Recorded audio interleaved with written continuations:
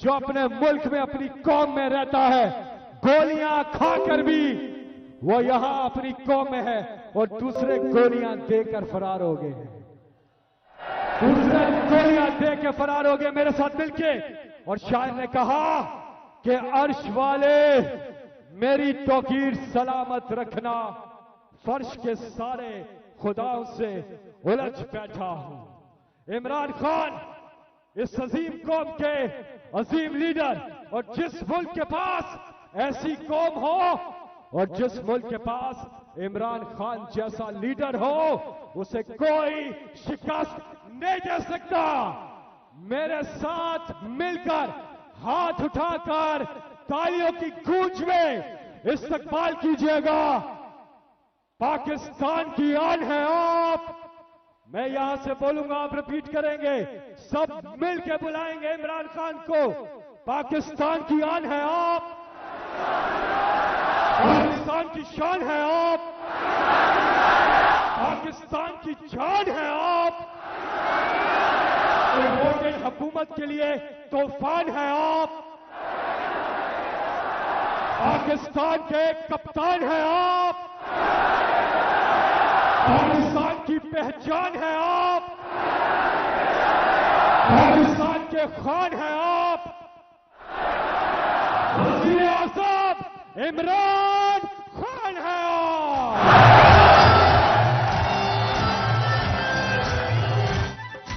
तेरा पाकिस्तान है, ये मेरा पाकिस्तान है, तेरा पाकिस्तान। बिस्मिल्लाहिर्रहमानिर्रहीम। इय्याका नअबुदु व इय्याका नस्तईन। मेरे पाकिस्तानियों, मैं सबसे पहले तो अल्लाह का शुक्र अदा करता हूं कि उसने आपके दिलों में डाला कि हर किस्म की रुकावट के बावजूद आप इतनी तादाद में आज मीनार पाकिस्तान यहां आए और मुझे सुनने आए। और इंशाअल्लाह आज जो मैं आपसे बातें करूंगा, मैं आपको ये बताऊंगा कि हमने अपने मुल्क को किस तरह इस दलदल से निकालना है, जिस दलदल में एक साजिश के तहत हमारी हुकूमत गिराई गई और इस मुल्क के बड़े बड़े जुराइम पेशा लोगों को हमारे ऊपर मुसल्लत किया गया। तो मैं आज आपको अपना प्रोग्राम दूंगा, लेकिन उससे पहले मेरे पाकिस्तानियों, एक चीज तो वाज़ेह हो गई, जो भी आज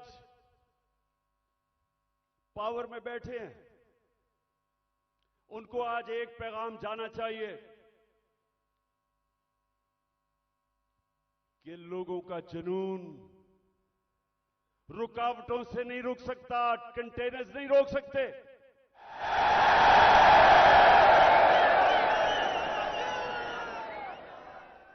एक अंग्रेजी में एक मुहावरा है कि no force, no army can stop an idea whose time has कम।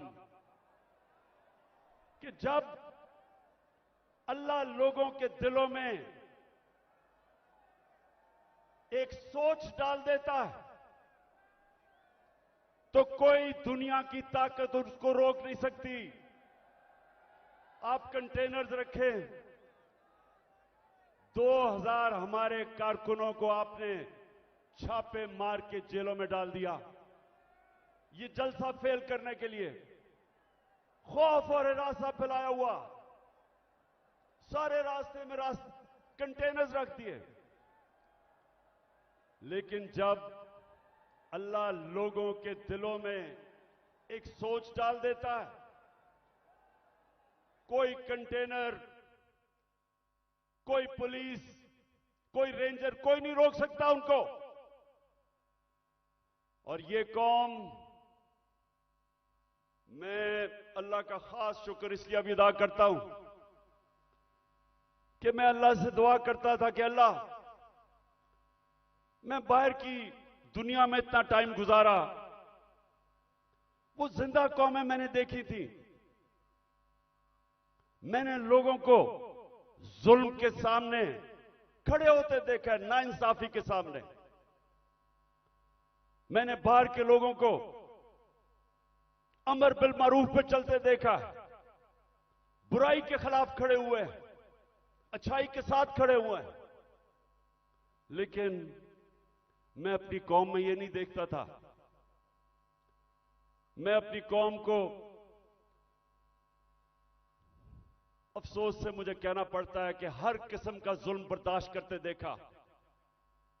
और जब एक कौम जुल्म के सामने नहीं खड़ी होती, मेरे पाकिस्तानियों, वो गुलाम बन जाते हैं। और गुलामों की कोई हैसियत नहीं दुनिया में। मौलाना रूमी ने जिस तरह कहा कि जब मेरे अल्लाह ने तुम्हें पर दिए हैं, क्यों चूंटियों की तरह रींग रहे हो? क्योंकि गुलाम रींगते हैं, आजाद इंसान ऊपर जाते हैं। इलामा इकबाल, शायद ही मुसलमान दुनिया में इस तरह का ज़हन आया हो। उनकी शायरी, उनका फलसफा, गौर से उसको अगर आप पढ़ेंगे तो एक बार बार पैगाम वो देते हैं। हिंदुस्तान के गुलामी के अंदर पिसे हुए मुसलमानों को जगा रहे थे। उनको, मुसलमानों को याद करा रहे थे कि एक वक्त तुमने दुनिया की इमामत की थी और आज तुम्हारी कोई हैसियत नहीं है। जगा रहे थे उनको। सारा वक्त मुसलमानों को समझा रहे थे कि सिर्फ आजाद इंसानों की हैसियत होती है। तो पाकिस्तानियों, हम जो 23 मार्च बनाते हैं, हम 14 अगस्त बनाते हैं, लेकिन क्या हमें समझ है कि आजादी के लिए क्यों दुनिया तरसती है? क्यों आजादी? कई गुलाम भी बड़े खुशहाल होते हैं। कई मुल्कों के ऊपर दूसरे मुल्कों ने कब्जा किया तो वहां इतनी गुर्बत भी नहीं हुई, वो मुल्क के बेहतर भी चल पड़े। हांगकांग, एक मैं मिसाल देता हूं, हांगकांग गुलामी के अंदर उनके माशी हालात तो अच्छे थे, लेकिन पाकिस्तानियों सुन लो, जब से अल्लाह ने दुनिया बनाई है, हमेशा इंसान आजादी चाहता है। वो क्यों चाहता है? क्योंकि सिर्फ आजाद इंसानों की परवाज है।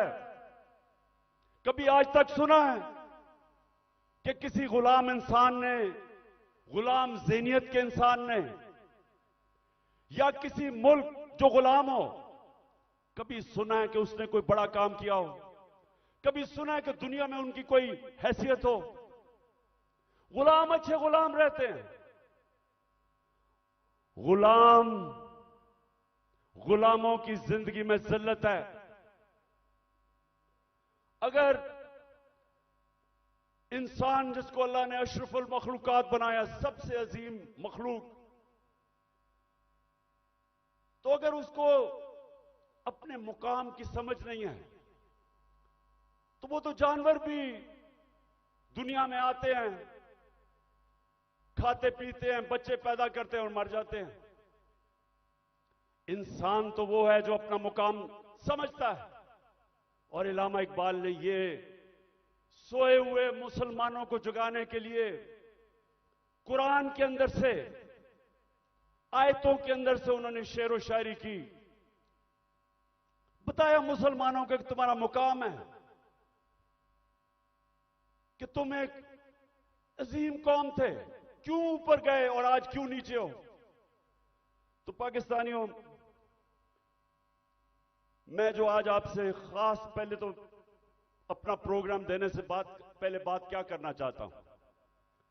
देखें, हमारा जो कलमा है ला इलाहा इल्लल्लाह, वो याद रखें। आप अल्लाह के सामने दावा कर रहे हैं कि मौला तेरे सिवा हम किसी के सामने नहीं झुकते। ये बड़ा दावा है। आप अपनी आजादी का दावा कर रहे हैं। आप अल्लाह के सामने एक बहुत बड़ा वादा कर रहे हैं, गवाही दे रहे हैं कि मौला मैं मर जाऊंगा लेकिन किसी की गुलामी सिवाय तेरे नहीं करूंगा। यह है ला इलाहा इल्लल्लाह का मतलब। और जब मेरी नजर में मैं कोई इस्लाम का आलिम नहीं हूं, लेकिन मेरी नजर में जब एक इंसान किसी और इंसान के सामने झुकता है, जब किसी बुत की पूजा करता है, और मेरी नजर में सबसे बड़ा बुत खौफ का बुत है, जब वो खौफ की गुलामी करता है, वो इंसान जो कुरान में कहते हैं, अल्लाह कहता है कि जब इंसान गिरता है जानवरों से भी नीचे चला जाता है। तो मेरे पाकिस्तानियों, यहां 23 मार्च 1940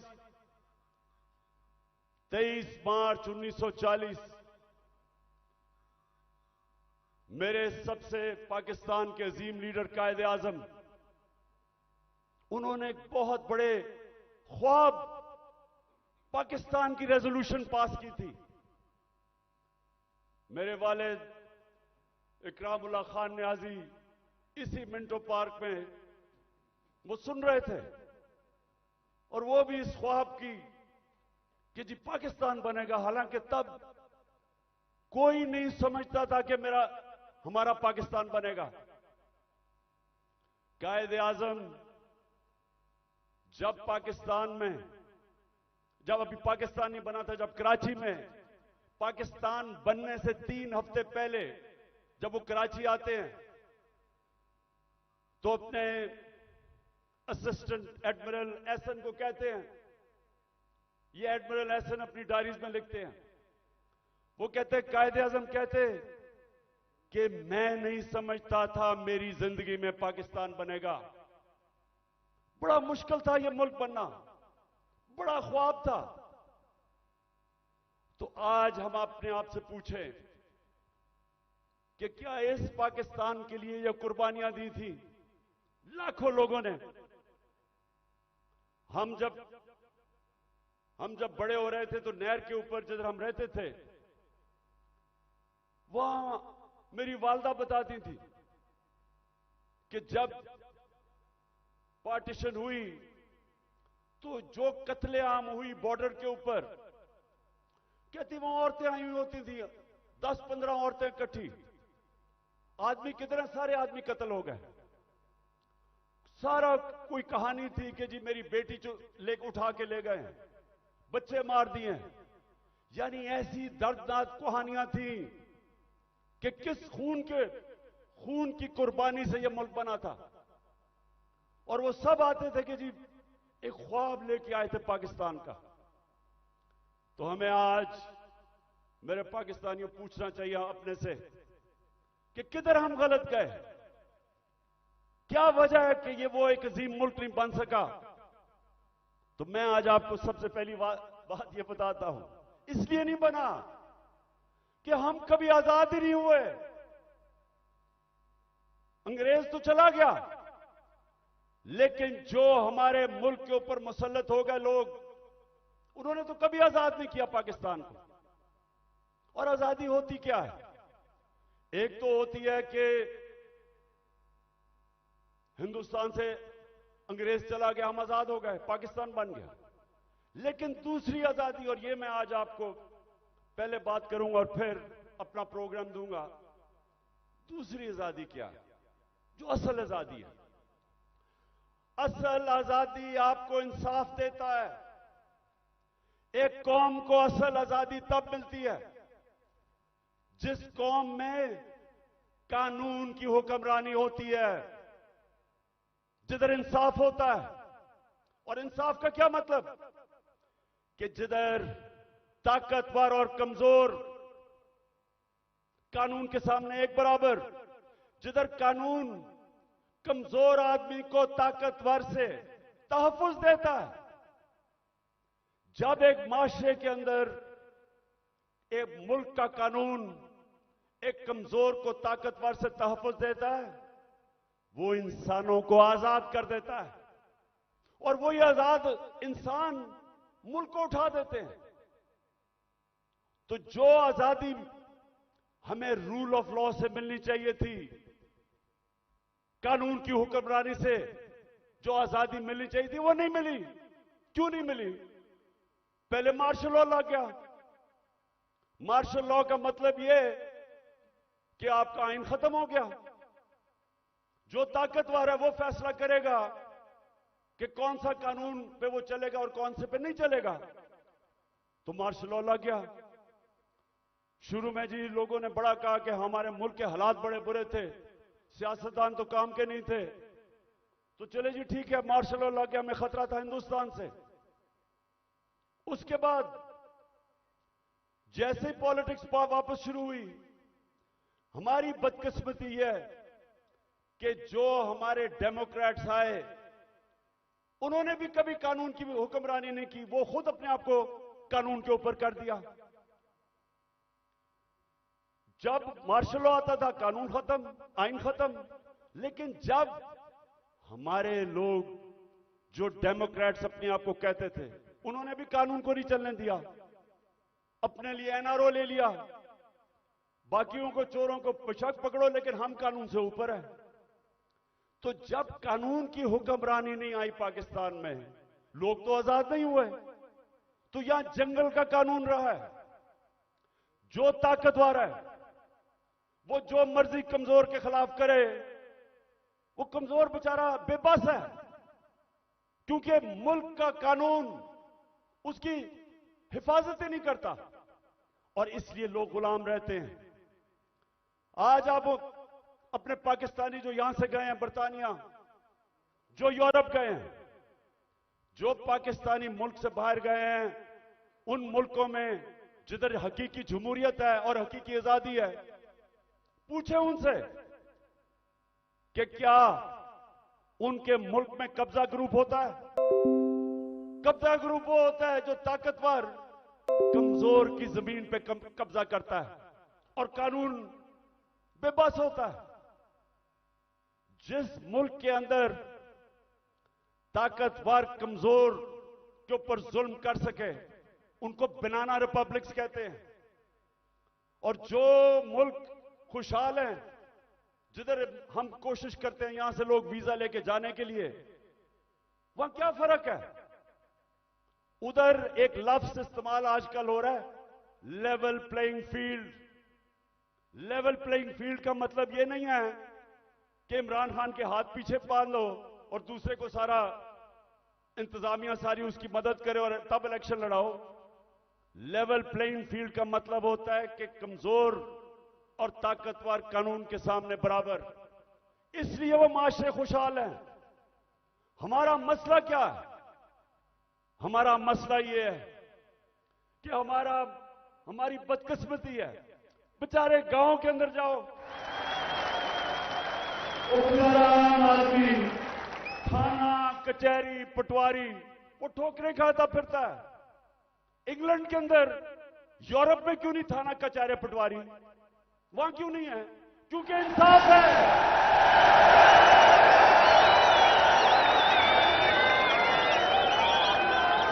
उधर का निजाम आजाद मुल्क है। वो लोगों को आजाद किया हुआ है, इसलिए वो खुशहाल हैं। वहां बेचारा, मैं गांव में, अब मियां वाली में जब मैं गया पहली दफा, आज से 26 साल पहले पॉलिटिक्स के लिए, तो मुझे पहली दफा समझ आई कि बेचारा क्यों गरीब आदमी जकड़ा हुआ है, कमजोर आदमी। उसके घर चोरी हो ताकतवर चोरी करवा दे, उसी के ऊपर पर्चा कर दे पुलिस। वो बेचारा ठोकरें खाता फिर रहा है। आजकल तो मैं अदालतों में जा रहा हूं, तो मेरे ऊपर आपको पता है या नहीं कि मेरी क्या करूं, सेंचुरी तो हो गई है मेरी। अब मैं 150 पे जा रहा हूं। 100 हो गए। वो बेचारे, अब मैं देखता हूं कि शुक्र है अल्लाह ने मुझे कम से कम वकील दिए, मेरी पार्टी के वकील हैं जो साथ जाते हैं। वो बेचारा गरीब आदमी क्या करे, उसके ऊपर आप केस डाल दें। वो दहशतगर्दी का केस, 40 दहशतगर्दी के केस है मेरे ऊपर, 40। तो सोचे वो बेचारा गरीब आदमी, उसका मुखालिफ हो, उसकी जमीन पे कब्जा करना हो, कुछ भी हो, उसके ऊपर केस डाल दे, वो सारी जिंदगी बेचारा तबाह हो जाता है। ये है गुलामी। सिंध में जाएं, जो सिंध के अंदर जुल्म है आप अंदाजा ही नहीं कर सकते। जो वहां के इस वक्त मुसल्लत हैं, जिसको जरदारी सिस्टम कहते हैं, कोई लोग उनके सामने बेबस हैं, मिजाल नहीं है कुछ कर सके। पुलिस थाने जाएंगे वहां डरते हैं, गुंडे पाले हुए हैं जो उनको पैसे ले लें, कुछ कर दें, डराएं धमकाएं, कोई आदमी आवाज अपनी नहीं उठा सकता जुल्म के खिलाफ। गुलाम है, कैसे कौम उठ सकती है? तो जो आज मैंने आपसे ये जो बात कर रहा हूं आजादी की, क्योंकि असल में हमारी जंग है हकीकी आजादी की। और हकीकी आजादी तब आएगी जब मुल्क में रूल ऑफ लॉ और इंसाफ होगा, जब इंसाफ होगा, लोगों के हुकूक होंगे। जब लोगों के हुकूक होंगे, जब एक मुल्क का आजादी निजाम लोगों की हकूक की हिफाजत करेगा, आपको कोई लंदन इंग्लैंड जाना नौकरियों के लिए पड़ेगा, कोई यूरोप नहीं जाना पड़ेगा नौकरियों के लिए। अल्लाह ने इस मुल्क को हर चीज दी है, हमें कोई जरूरत नहीं है कि वीजों के पीछे लाइनों में खड़े हों फिर पैसे दें। बेचारे वो पाकिस्तानी, मैं तो खैर सब पे भी दिल रोता है, लेकिन जो पाकिस्तानी, कितने लोग हमारे डूबे हैं कि रात में वो छोटी सी किश्तियों के अंदर किसी तरह यूरोप में घुसते घुसते हमारी बेचारी हॉकी प्लेयर वो जा रही थी कि किसी तरह वो यूरोप चली जाए, वो बेचारी डूब गई और लोगों के साथ। क्यों है? इसलिए नहीं कि पाकिस्तान में वसाइल की कमी है। मैं 3.5 साल जब प्राइम मिनिस्टर रहा हूं, मुझे खुद हैरत होगी कि अल्लाह ने इस मुल्क को क्या क्या नेमतें बख्शी हैं। लेकिन जब कानून ही नहीं है, जब इंसाफ ही नहीं है, जब जिसकी लाठी जिसकी भैंस, जब तक ऊपर जो मर्जी करे, वो मुल्क कैसे उठ सकता है? कौन सी आप इकोनॉमिक पॉलिसी लेके आएंगे उस मुल्क में जिधर इंसाफ ही नहीं है, जिधर कॉन्ट्रैक्ट एनफोर्समेंट नहीं है, जिधर रूल ऑफ लॉ नहीं है? आप जो मर्जी कर लें, उस मुल्क की किस्मत तो तबाही है। इसीलिए हजरत अली ने फरमाया था कि कुफर का निजाम चल जाएगा लेकिन जुल्म का निजाम नहीं चल सकता।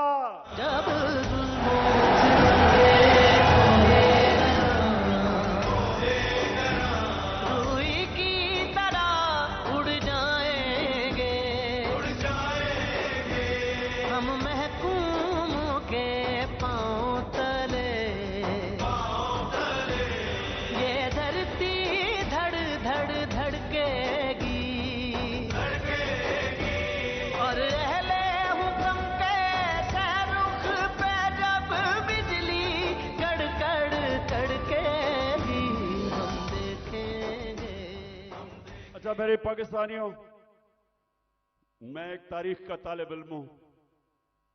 मैंने शुरू में जैसे मैं प्राइम मिनिस्टर बना, मैंने अपनी कौम को समझाने की कोशिश की कि मेरा जो अल्लाह है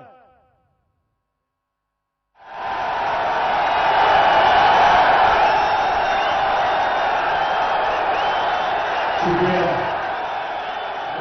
लोगों को समझाया कि मेरा जो मौला है उसका कुरान में कहता है कि एक इंसान उसका हबीब है, वो मेरे नबी सल्लल्लाहु अलैहि वसल्लम है। और वो कुरान में हमें हुक्म करता है अल्लाह कि उनकी जिंदगी से सीखो। क्यों करता है? क्योंकि दुनिया की तारीख में कभी कोई इंसान को इतनी कामयाबी नहीं मिली, दुनिया की तारीख में कोई इतना बड़ा लीडर नहीं आया जो मेरे नबी सल्लल्लाहु अलैहि वसल्लम। उनके करीब कोई नहीं आया और ना आ सकता है, चाहे आप मुसलमान हैं या नहीं। किसी इंसान ने वो अचीव नहीं किया। तो जब अल्लाह का हुक्म है कि उनकी जिंदगी से सीखो, तो उनकी जिंदगी एक तो उनके अमाल है, लेकिन मदीना की रियासत उनकी सुन्नत है। और अल्लाह जब हमें हुक्म देता है कि वो जो रियासत बनाई थी मदीना की, दुनिया की इमामत की उन लोगों ने वो क्या चीज थी, वो क्या असूलों के ऊपर वो खड़ा किया था मदीना की रियासत, कि वो अरब जिनकी कोई हैसियत नहीं थी। ये जरा जो आप में से तारीख जानते हैं जरा ये याद रखें। मैं बार बार लोगों को समझाता हूं कि 625 जंगे बदर, 625 जंगे बदर 313 लड़ने वाले थे। ये जरा गौर करें, ये तारीख का हिस्सा है। ये जो वर्ल्ड हिस्ट्री है उसके अंदर ये डॉक्यूमेंटेड है। 11 साल के बाद 636, 11 साल पहले मदीना में 313 और उसके बाद 2 जंगों में खंदक और ओहद के अंदर बाल बाल उमा बची, बाल बाल बचे मुसलमान। लेकिन 636 जो वो उस वक्त की दुनिया की सुपर पावर थी, रोमन एम्पायर, बेजेंटाइन एम्पायर, वो 636 में यारमुक की जंग में घुटने टेक देता है, सिर्फ 11 साल के बाद। ये तारीख है। और दूसरी सुपर पावर जो पर्शियन एम्पायर था, वो 637 में कुदसिया में घुटने टेक देता है। तो मैं आज अभी भी हैरत होती है कि क्यों नहीं हम सीख रहे कि वो क्या असूल थे कि उन्होंने उन अरबों की हैसियत नहीं थी, 2 सुपर पावर थी, उन्होंने दुनिया की इमामत की। सबसे पहले मदीना की रियासत में उन्होंने जो असूल खड़ा किया था, अदल और इंसाफ। उन्होंने लोगों को इंसाफ देकर आजाद किया था, गुलामी से आजाद किया था। जब इंसाफ मिला उन लोगों को, इंसान बराबर हो गए कानून में। हजरत अली रजी अल्लाह ताला खलीफा वक्त एक यहूदी से काजी केस उनके खिलाफ फैसला कर देता है कि बेटे की गवाही नहीं मानता। यह मुसलमानों का इंसाफ था। आज की दुनिया में मुझे बताएं, अपने मुल्क को तो छोड़े ना, मैं बात कर रहा हूं जो मगरबी मुल्क अपने आप को इंसाफ के आज हमारे से बहुत आगे समझते हैं, क्या वहां भी हो सकता है आज ये कि अकलियत वो एक खलीफा वक्त से केस जीत जाए, और वो भी हजरत अली रजी अल्लाह ताला उनका मुकाम, क्योंकि इंसाफ था। मेरे नबी सल्लल्लाहु अलैहि वसल्लम कहते हैं कि मेरी बेटी भी चोरी करेगी तो उसको सजा मिलेगी। हजरत उमर, बेटा जब उनका कानून तोड़ता है कोड़े मरवाते हैं उसको, कोई कानून के ऊपर नहीं था, इंसाफ था।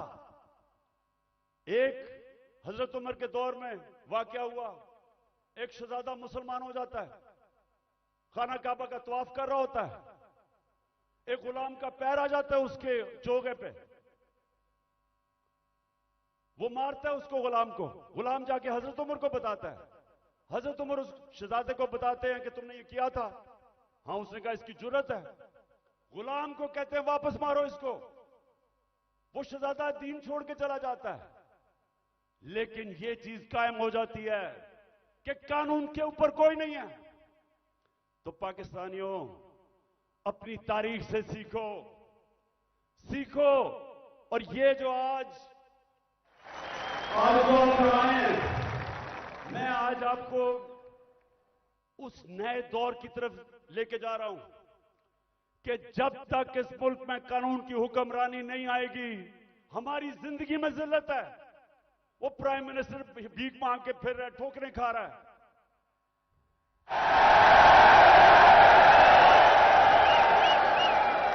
अब तो खैर जनरल बाजवा का बयान आ गया है कि 40 मिनट मैं इसको बुरा भला कहता था, चुप करके शहबाज शरीफ मेरी बात सुनता था। अब ये होता है कि जब डिक्की में घुस के आप प्राइम मिनिस्टर बनने की कोशिश करें। बहरहाल मैं आगे आपको बताता हूं। देखिए, आप सुने मेरी बात। देखिए, आप हिंदुस्तान की तारीख देखें। जब दिल्ली की सल्तनत थी 350 साल, जो हुक्मरान जिसके दौर में इंसाफ था वहां खुशहाली थी, जो जालिम था वहां कैद भी पड़े। तारीख उठा के देख ले। जब शेर शाह सूरी जो हिंदुस्तान का बहुत ही अजीम लीडर था, वो कैसे ऊपर आया था? उसके बाप की एक जागीर थी, उसको कहा वो जागीर संभालो। बिहार के अंदर उसने जागीर को एक मिसाल बना दिया। कैसे? कानून की हुक्मरानी कायम करके सारे बड़े बड़े डाकुओं को उसने मार डार के भगा दिया, अमन कायम कर दिया। सारे इर्द गिर्द से जो ताजर थे वो सारे उधर पहुंच गए, वो खुशहाल हो गया। सबसे ज्यादा खुशहाल उसकी जागीर हो गई, उधर से वो उठा। तो जब विंस्टन चर्चिल जब दूसरी जंग अजीम में तबाह हो रहा था बरतानिया, तो उससे जब लोगों ने आके पूछा कि जी हम बच जाएंगे, हिटलर की फौजें पहुंच गई हैं, यूरोप फतह कर लिया है, यहां बमबारी हो रही है, क्या हम बच जाएंगे? तो चर्चिल ने कहा कि क्या हमारी अदालतें इंसाफ दे रही हैं? जब उन्होंने कहा हां, तो कहता कोई ताकत नहीं हमें हरा सकती। तो मेरे पाकिस्तानियों, ये याद रखें कि जो जुल्म का निजाम है, ये आप फैसला करना है कि आपने उसका मुकाबला करना है। तो मैं अब आपको बताना चाहता हूं कि ये जो जुल्म का निजाम मौजूदा पाकिस्तान में वो है क्या। जरा अब मैं थोड़ी एक दो वीडियोस आपको दिखाऊंगा ताकि आपको पता चले कि यहां किस किस्म का जंगल का कानून है आज, या जंगल का कानून है, या कोई किसी को परवाह नहीं है कि कानून मुल्क का है या क्या है। जो दिल करा जिसको पकड़ा उठा लिया। 2000 हमारे कारकुनों को उठा लिया इन्होंने, रातों को गए, घरों से उठा लिया। वो बेचारी डॉक्टर रुबीना अपनी क्लिनिक में बैठी थी, उसको उठा के ले गए। वो मैं भी आपको बाद में आता हूं, पहले मैं जरा आपको बताना चाहता हूं कि ये हुआ क्या हमारे साथ। पहली दफा 25 मई में हमने एक मार्च की इस्लामाबाद। 3 मार्चेस पीडीएम के लोगों ने मेरी दौर में की थी। एक एफआईआर नहीं कटी, कोई रुकावट नहीं थी। बल्कि तो मैंने कहा था आप मार्च करें, मैं आपके लिए खाने खूने का बंदोबस्त करूंगा।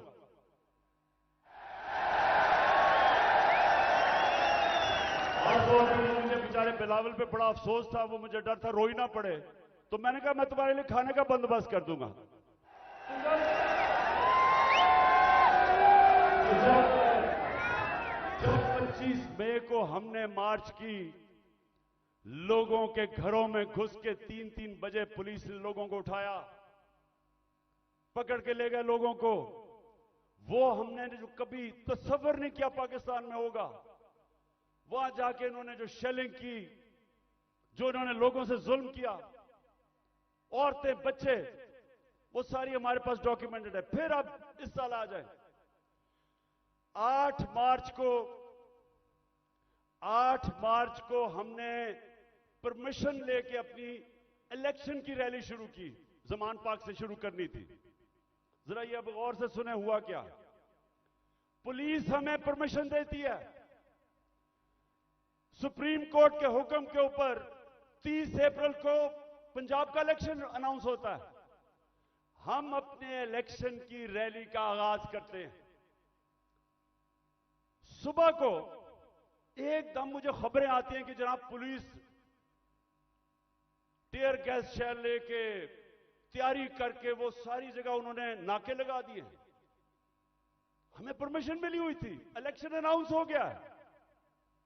उसके बाद खबरें आती हैं कि जी वो पुलिस ने जिधर जिधर रैलीज आ रही थी उनके ऊपर अटैक कर दिया, टीयर गैस कर दी, लाठीचार्ज कर दिया। मुझे समझना है कि ये हुआ क्या है। उसके बाद आहिस्ता आहिस्ता जब मुझे घर में खबरें आई, मैं समझ गया इश्तियाल कर हमारे लोगों को उसमें डालना चाहते थे। मैंने रैली खत्म कर दी। मुझे डर था कि ये तसादम चाहते हैं, क्योंकि इलेक्शन नहीं चाहते। जो इलेक्शन चाहता है वो तसादम, वो फसाद तो नहीं चाहेगा। इलेक्शन जो नहीं चाहते, जो डरे हुए हैं, जो भाग रहे हैं, वो उनकी कोशिश थी कि किसी तरह फसाद हो और इलेक्शन आगे चले। मैं कैंसिल कर देता हूं, अगले दिन फिर अनाउंस करते हैं, फिर इजाजत नहीं देते, फिर कैंसिल कर देते हैं। लेकिन जो वो 8 मार्च को हुआ, मैं ये चाहता हूं कि जरा ये आप वीडियो देखें कि एक पुरअमन रैली जिसकी इजाजत है उसे हुआ क्या, ये जरा देखें पहले। इन्होंने कुछ मिलाया पर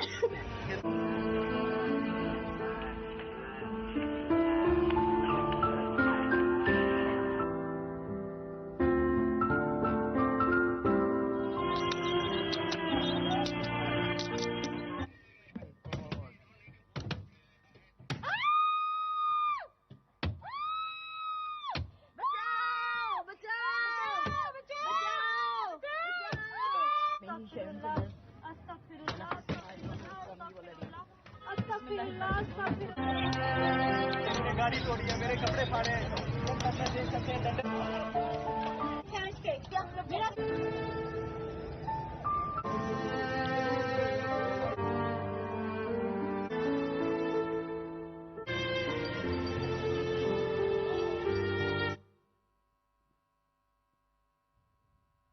ये जो आपने देखा, ये आराम से रैली में लोग जा रहे हैं और उनके ऊपर ये पुलिस का तशद्दुद होता है। लेकिन जो सबसे तकलीफदेह चीज है, मैं वो चाहता हूं आप देखें। एक मलंग, एक दरवेश, एक स्पेशल पर्सन, जिससे वो सारे मेरे घर के बाहर जो कैंप लगा हुआ था, सब जिससे प्यार करते थे, जिसके पास प्यार के अलावा था ही कुछ नहीं, उसको प्यार में लोग जिले शाह कहते थे। अब जरा एक वीडियो देखें जिले शाह की, ताकि आपको समझ आए कि वो किस तरह का इंसान था।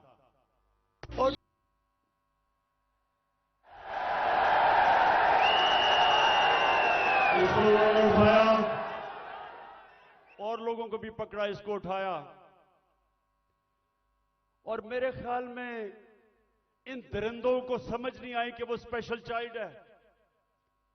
इन्होंने उसको मारा होगा, उसने आगे से इस तरह की बातें, क्योंकि उसके पास तो वो तो एक जुनूनी आदमी था, अपनी दुनिया में रहने वाला। इन्होंने उसके ऊपर तशद्दुद किया। पोस्टमार्टम रिपोर्ट के मुताबिक 26 जगह इन्होंने उसको तशद्दुद किया और उसको मारा। उसके जो जख्म थे वो सारे सोशल मीडिया पे थे। और जिले शाह को इन्होंने मार के सड़क के किनारे फेंक दिया। और ये बेगैरतों ने सिर्फ ये नहीं किया, उसका कत्ल का केस मेरे पे डाल दिया कि इमरान खान ने कत्ल कर दिया। और ये मैं पाकिस्तानियों को बताऊं, किसी आजाद मुल्क में ये नहीं हो सकता। ये सिर्फ गुलाम मुल्कों में होता है, जिधर उनको उस मुल्क का कानून जिनकी हिफाजत नहीं करता, ताकतवर ऐसी हरकतें करता है। ये सारे पाकिस्तान में आज कमजोर लोगों से होता है। उन पे जुल्म भी होता है और पर्चे भी उन पे कटते हैं। ये जिले शाह को जिस बेदर्दी से इन्होंने कत्ल किया, मेरे पाकिस्तानियों, मैं तो अल्लाह के सामने ये वादा कर बैठा हूं कि अल्लाह मुझे जिंदगी दे, जिन लोगों ने, जिन्होंने इसको कत्ल किया था, इनको इस मुल्क में कानून के तहत, वैसे नहीं, दिल तो मेरा करता है वैसे ही इनको बंदोबस्त करूं, लेकिन कानून के तहत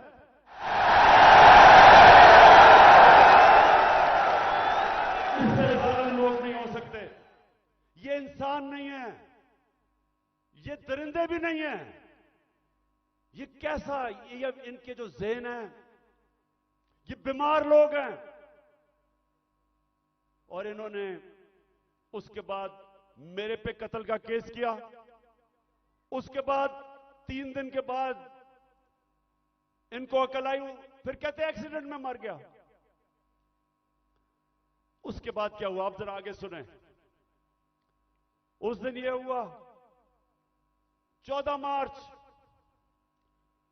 मार्च मेरे घर एक वारंट लेके आ गया।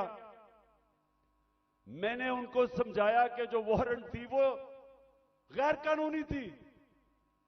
मेरे पास बेल थी 18 मार्च की, जो मैंने पहले ही फैसला किया था कि मैंने इस्लामाबाद जाना है अदालत में। तो मैं तो पहले ही जा रहा था, पुलिस आ गई जी आपको इस्लामाबाद लेके जाना है। मैंने श्योरिटी बॉन्ड दिया वकील ने। अगर कानून कहता है श्योरिटी बॉन्ड दे दो तो पुलिस आपको अरेस्ट नहीं कर सकती। श्योरिटी बॉन्ड के मैं पहले ही 18 को अदालत में पेश हो रहा हूं। इन्होंने मेरा श्योरिटी बॉन्ड नहीं लिया। 3 तरफ से जुबान पाक के ऊपर हमला हो गया। रेंजर्स, पुलिस, 3 तरफ से हमला। जिस तरह पता नहीं इमरान खान कोई कितना बड़ा दहशतगर्द था। सारा टीयर गैस शेलिंग इन्होंने वो चलाई, वो वाटर कैनन जिसके अंदर केमिकल था। फिर इन्होंने बंदूकें चलाई, पैलेट गन चलाई। मैं सिर्फ ये अब आपको दूं जो उस दिन हमारे साथ हुआ। मुझे पहली दफा पता चला पाकिस्तानियों कि फलस्तीन के लोगों के ऊपर इस्राइल क्या करता है, कि कश्मीर के लोगों के ऊपर हिंदुस्तान क्या करता है। मुझे ऐसे एहसास हुआ कि क्या जुल्म हो सकता है अगर आपकी रियासत आपके ऊपर हमला कर दे। जरा ये फिल्म देखें कि जो हमारे साथ हुआ, जिस तरह इन्होंने अटैक किया और हमारे ऊपर पर्चे काट दिए। पानी फेंका गया है।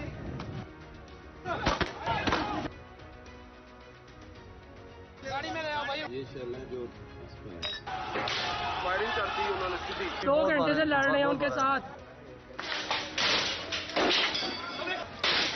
इन लोगों ने मुझे जो ना पकड़ के मुझे जो ना इतना मारे। गोली हम पे चल रही थी, ये देखो। जी ये वो जगह है जहाँ पे पुलिस ने जो बुलेट फायर की हैं वो लगे हैं। सीधे चल मारे उन्होंने।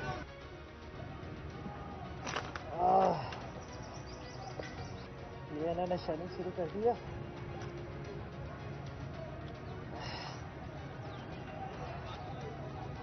और ये अंदर आग लग गई है। ये बचे। आज अगर आप फ्रांस में देखें, वह लोग मुजाहरे कर रहे हैं पेंशन्स के ऊपर। कभी आपने टीवी के ऊपर देखा वो चीजें भी जला रहे हैं, वो गाड़ियां भी जला रहे हैं। कभी आपने देखा कि पुलिस उनके ऊपर फायरिंग कर रही है या रेंजर्स? कभी आपने देखा कि उनको लोगों को अफवाह करके लेके जा रहे हैं गैर, और फिर तशद्दुद कर रहे हैं उनके ऊपर? कभी फ्रांस के अंदर यह नहीं होगा, क्योंकि वो लोग आजाद हैं। उनका कानून उनकी हिफाजत करता है, उनको इजाजत देता है कि पुरअमन एहतजाज करो। और हम तो एहतजाज भी नहीं कर रहे थे। लोग क्यों मेरे घर के बाहर आए? क्योंकि लोगों को पता था कि ये मुझे अरेस्ट जो करने आए हैं वो गैर कानूनी है। और लोगों को यह भी पता था कि ये जेलों में डाल के तशद्दुद करते हैं, सारे लोगों को पता था कि जो आजम स्वाति से क्या किया, जेल में डाल के कपड़े उतारे, तशद्दुद किया एक 75 साल आदमी को, कोई शर्म नहीं इनको आई। क्या पाकिस्तान का आईन राइट टू डिग्निटी देता है? किसी को इजाजत नहीं देता कि किसी को नंगा करके उसको जलील करो, उसकी वीडियो बनाओ। उससे पहले शहबाज गिल, उसको उठा के ले गए, 2 दिन उसको पकड़ के उल्टा लटकाया, उसको नंगा किया, उसके ऊपर हर किस्म का तशद्दुद किया। फिर सोशल मीडिया के लड़कों को पकड़ के ले गए, कितने लड़कों को लेके गए, उनके ऊपर यही उन्होंने किया। पता नहीं इन बेगैरतों को नंगा करने का क्या शौक है।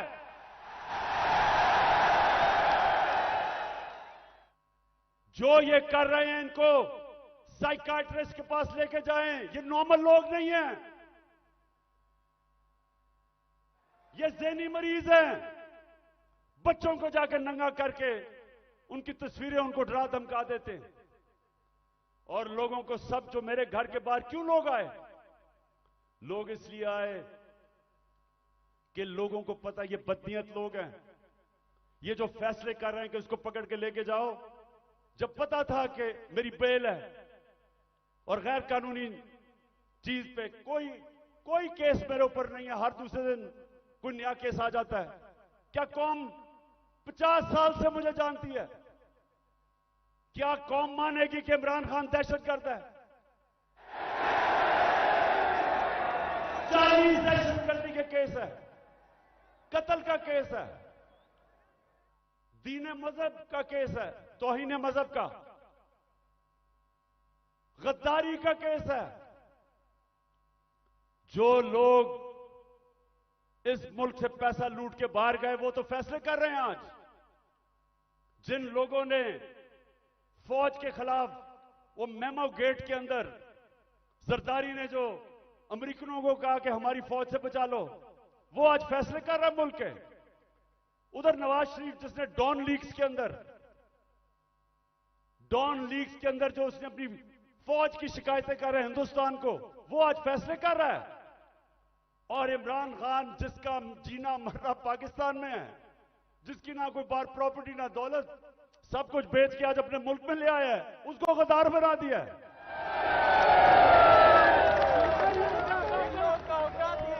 तो लोगों ने, और मैं आपको एक और वाकया बताऊं, इतनी 26 घंटे मेरे घर के ऊपर हमले हुए, आखिर में इतनी टेयर गैसिंग की, रेंजर्स आ गए, 72 बंद गाड़ी ले आए मेरे घर के बाहर, आर्मड कार, कि पता नहीं कलभूषण से भी ज्यादा बड़ा कोई गद्दार बैठा हुआ है वहां। तो आखिर में लड़के थक गए, वो सारे डरे हुए थे कि इनकी नीयत ही नहीं ठीक। पहले इन्हीं लोगों ने तो पहले मुझे कत्ल करने की कोशिश की है, अब यही लोग अब मुझे जेल में लेके जाएंगे, सब डरे हुए थे। तो मैंने जब सुबह आखिर में इन्होंने एक इतनी बड़ी वारदात की जो आर्मर्ड कार के साथ आ गए, तो मैंने उनको सबको कहा, 50 लड़के रह गए थे, मैंने उनका देखो बात सुनो, मैं यहां खून नहीं चाहता, तो मैं अपना बैग पैक किया हुआ था, मैं क्या मैं जा रहा हूं, मैं अपने आप को हिरासत में देने लगा हूं क्योंकि मैं नहीं चाहता आपका किसी का खून हो। वो सामने लेट गए, उन्होंने कहा हमने नहीं जाने देना कि ये आपको मार देंगे। और जो इन्होंने किया है, हमारे लोगों को जिस तरह उठा के तशद्दुद किया है, वो ठीक कह रहे हैं। ये जो आज पाकिस्तान में हो रहा है ये तो कभी हुआ ही नहीं है।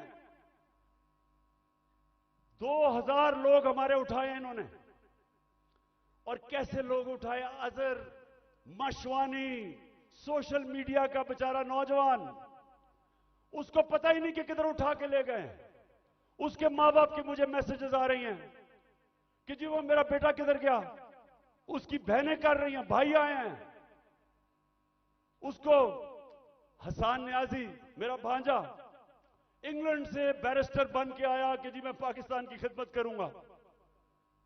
वो बेल लेके आया, उसको उठा के ले गए।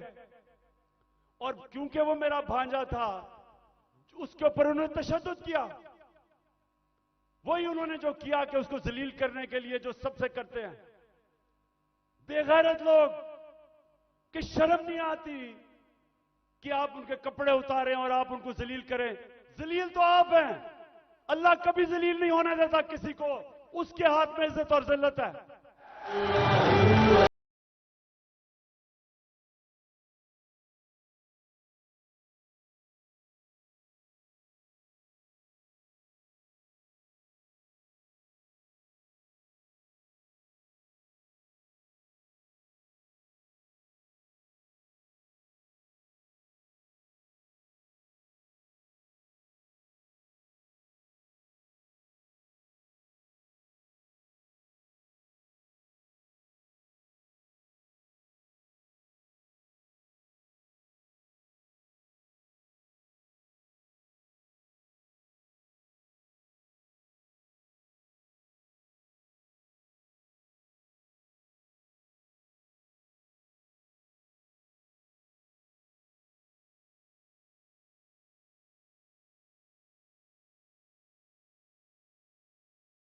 आ चुका था, धमकियों के बावजूद वो खड़ा था राय हक पे, मुल्क से बाहर गया, कत्ल करवा दिया।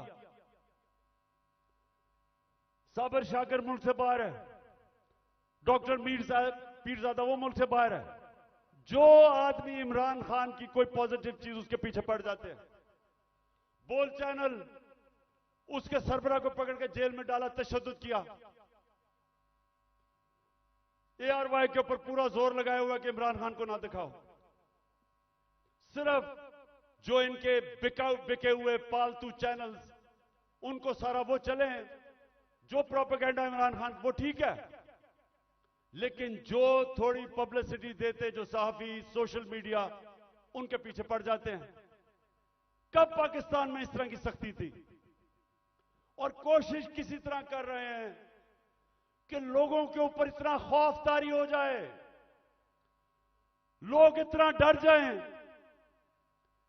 कि लोग इन जालिमों को कबूल कर लें। तो मेरा आज अपनी सारी कौम को पैगाम है ये कि देखें, ये जो खौफ है, मैं जो नजर देख रहा हूं अपने मुल्क में, उन्होंने आज भी कहा कि जी दहशतगर्दी होगी, सिक्योरिटी, मैं देख रहा हूं इतनी ख्वातीन आई हुई है, उसके बावजूद क्योंकि खौफ के ऊपर काबू पा लिया है, कौम आजाद हो रही है।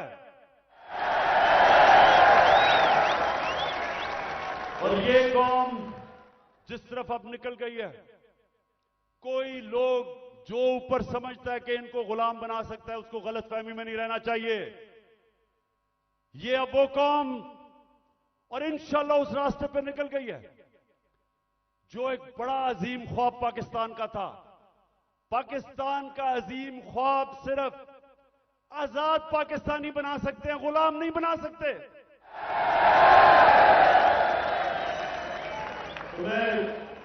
पहले तो मैं और भी बता दूं कि मुझे इतना अफसोस है जिस तरह के लोगों को पकड़ा।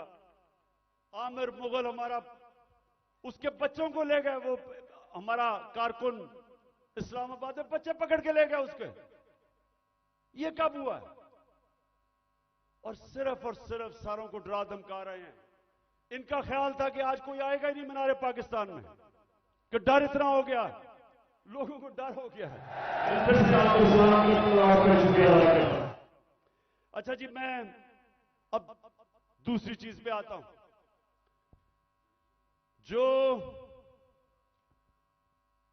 जो इन्होंने, अच्छा मुझे जब बुलाया इस्लामाबाद, अच्छा उससे पहले मैं बताऊं कि मैं जब इस्लामाबाद जाना था 18 तारीख को, इन सबको पता था कि मैं पहले अदालत में गया था।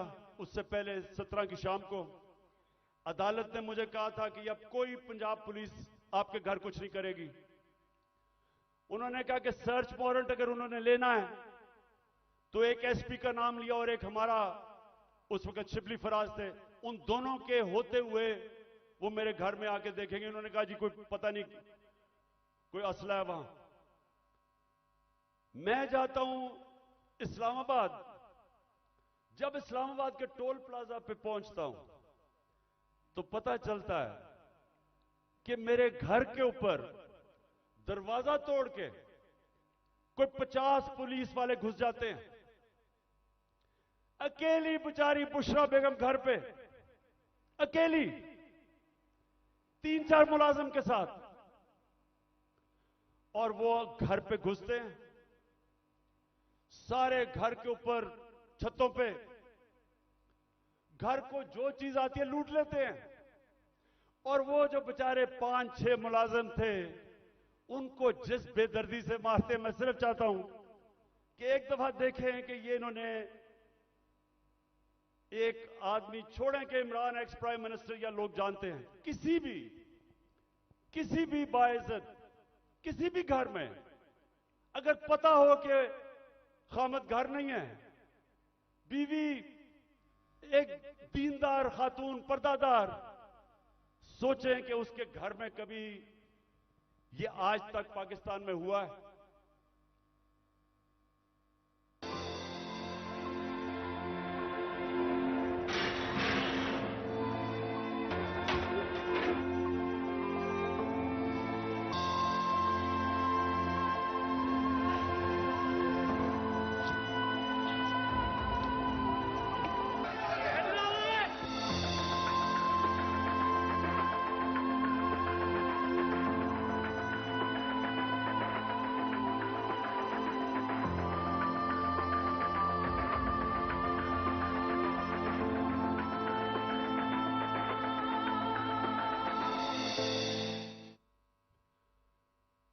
मैं वो सारे जो ऑफिसर्स इस मुल्क में, हमारे जजेस साहिबान, पुलिस के ऑफिसर्स, फौज के ऑफिसर्स,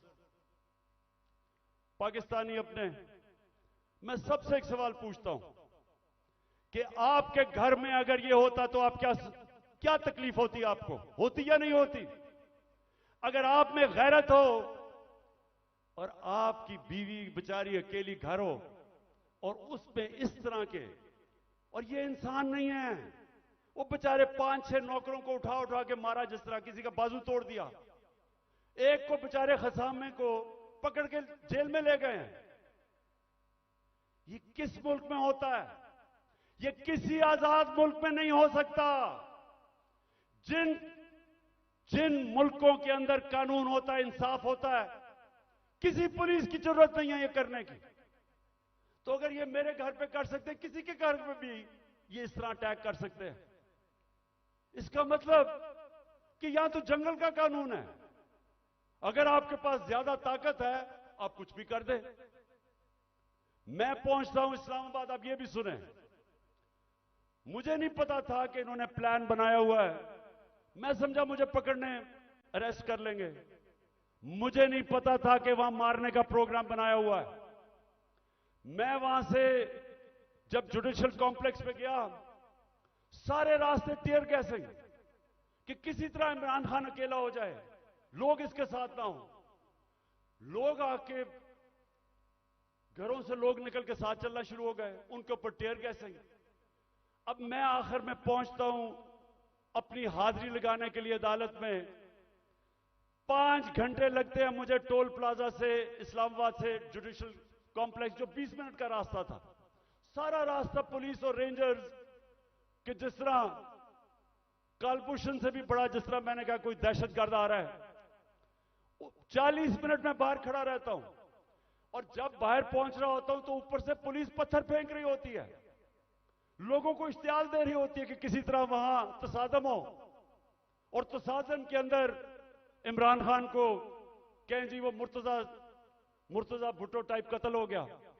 जरा ये सोचें कि ये कभी किसी पाकिस्तान के पॉलिटिकल पार्टी के हेड से हुआ। ये अब पहले तो आप जुडिशियल कॉम्प्लेक्स से देखेंगे पुलिस पत्थर मार रही है। ये जो बोल रहे हैं जी कि पुलिस वाले पथराव नहीं कर रहे थे, पुलिस वालों ने पथराव जितना किया है इतनी इन्होंने, ये देखो ये गवर्नमेंट, ये पुलिस, ये किस तरह पत्थर मारी है, जो कि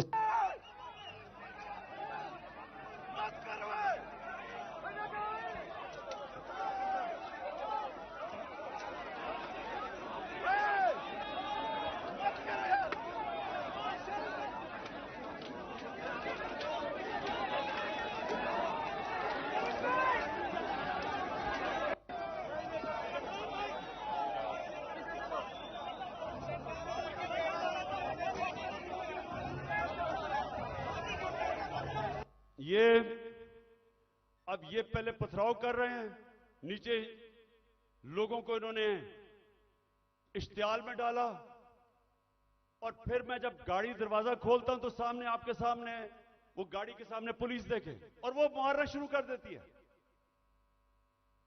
और फिर हमारा एक पीटीआई का एक कारकुन आता है मेरी गाड़ी में, और वो अंदर से आता है, कहता है जल्दी से निकलें, यहां अंदर सारा नामालूम अफराद कब्जा करके बैठे हुए हैं, सीटीडी की वर्दियों में वो हैं, और उनका कोई और, उनके अजायम कुछ और हैं, और अल्लाह बचाने वाला है कि हम बिल्कुल ठीक टाइम पे वहां से निकलते हैं। जब निकलते हैं तो आईजी इस्लामाबाद पुलिस वालों को गालियां निकालते, तुमने निकलने क्यों दिया। ये हो रहा है आज मेरे साथ। वापस आता हूं, पता चलता है जी एक और ऑपरेशन की तैयारी हो गई है।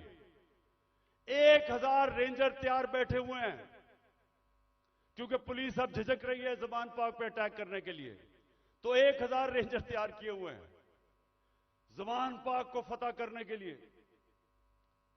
तो वो मुझे पता चलता है, मैं टीवी पे आके लोगों को बताता हूं प्लान क्या है। प्लान तो मुझे अंदर से पता चलता है। जिस तरह जब मुझे कत्ल करने लगे थे तो मैंने 1.5 महीना पहले सारी कौम को बताया था कि इन्होंने दीनी इंतहा पसंद के नाम पे वारदात करनी है, और वही हुआ। तो फिर मुझे तो अंदर से इंफॉर्मेशन थी कि इन्होंने क्या करना था। तो बहरहाल अब मैं आगे चलता हूं। जो 30 अप्रैल का इलेक्शन उन्होंने डिले किया, ये कौम जरा गौर से सुन लो। अब ये जो मुल्क में अब जंगल का कानून आ रहा है, और तकरीबन आ गया, ये जो इन्होंने किया है कि जब आइन कहता है कि 90 दिन में इलेक्शन होगा, जब पाकिस्तान का सुप्रीम कोर्ट कहता है कि 30 अप्रैल को पंजाब का इलेक्शन है, तो किस मुंह से इलेक्शन कमीशन ने कहा कि जी अक्टूबर में इलेक्शन होगा। हमारे पास जी कहते पैसे नहीं है। तो मुझे ये इलेक्शन कमीशन मुझे ये बताए कि मुल्क का तो तुमने वैसी तवालियां निकलता जा रहा है, तो अक्टूबर में किधर से पैसे आएंगे। तो इसका मतलब तो इलेक्शन होंगे नहीं। कभी इस तरह का सुना है किसी महजब माशरे में कि आइन कह रहा है कि इलेक्शन होंगे और ये कहते पैसे नहीं है जी इसलिए इलेक्शन नहीं। झूठ बोला कि जी आईएमएफ कह रहा है। आईएमएफ ने तस्दीक की कि हम नहीं कह रहे। तो कोशिश क्या है इनकी, इलेक्शन से भागो। अगर आइन तोड़ना पड़ता तो तोड़ो, किसी तरह इमरान खान इलेक्शन के में जीत के इक्तदार में ना आ जाए, बस ये 1 पॉइंट एजेंडा है। उसके लिए हम अदालत में जा चुके हैं, और मैं आज सारे पाकिस्तान की लीगल कम्युनिटी को यहां से अपील कर रहा हूं कि ये वो वक्त आ गया है कि आज आपने स्टैंड ना लिया, अगर आज आप आइन के साथ ना खड़े हुए, तो उसके बाद मुल्क में कानून खत्म। जो ताकतवर चाहेगा वही कानून होगा। जब वो फैसला करेगा कि इलेक्शन है तो तभी इलेक्शन होगा। तो पाकिस्तानियों, हमने सबने पाकिस्तान के सुप्रीम कोर्ट के साथ खड़ा होना है। हमने पाकिस्तान के आइन के साथ खड़े होना है। मुझे सारे हाथ खड़ा करके बताएं कि आप खड़े होंगे पाकिस्तान की आइन के साथ, सुप्रीम कोर्ट के साथ। अब मैं सिर्फ माशरत के ऊपर 2-3 चीजें कहना चाहता हूं, क्योंकि 6 लोग आटे की लाइनों पे खड़े होकर बेचारे जान बहाक हो गए। मैं सबसे पहले सवाल पूछता हूं कि अगर आपने आटा बांटना है तो क्या यह तरीका है कि इस तरह लोगों को जलील खड़ा करके, जिल्लत देके, कभी इस तरह भी आटा बांटा जाता है? हमने अपने एहसास प्रोग्राम में 14,000 रुपया जो स्टाइपेंड दिया था गरीब लोगों को, स्कूलों के अंदर बुलाया, मुहज़्ज़ब तरीके से बिठाया, उनको आराम से इज्जत से पैसे दिए, इस तरह जलील नहीं किया।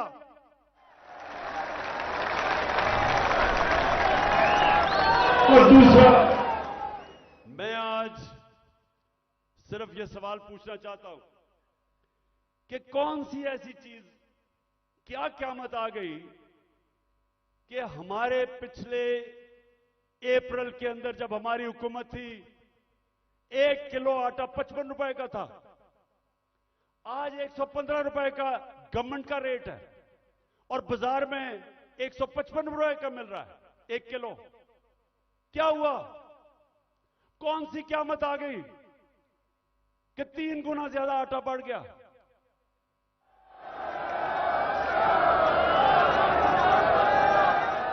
जनरल बाजवा वो आजकल इंटरव्यू देते हैं, तो एक इंटरव्यू में कहा उसने कहा इमरान खान बड़ा खतरनाक था पाकिस्तान के लिए, शायद इसलिए उसने हटाया और इनको ले आया। तो मैं उससे पूछता हूं कि आज जरा मुझे ये सिर्फ इन सवालों का जवाब दे दे कि आज,